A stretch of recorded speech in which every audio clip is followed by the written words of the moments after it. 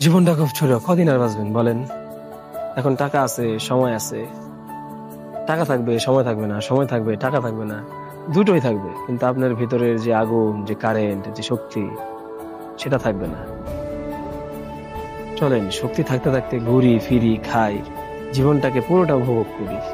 কারণ মৃত্যু এসে একদিন বলবে, চল বেটা, এবার যাত্রা শেষ। তখন শুধু আফসোসটাই থাকবে, একদিন যা করতে পারতাম